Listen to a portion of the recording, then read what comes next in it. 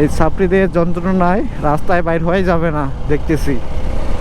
হায় হায়, এই ছাপড়ি তো আমার সামনে পুরা মজা নিচ্ছে। না, এগুলাকে পাত্তা দেওয়া যাবে না, এই ছাপড়ির পিছনে থাকাই যাবে না। এই এই এই এই দাঁড়ান তো, দাঁড়ান, স্লো করেন, সাইডে আসেন। কোথাও আছে? সাইডে আসেন। তোমার বাসা কোথায়?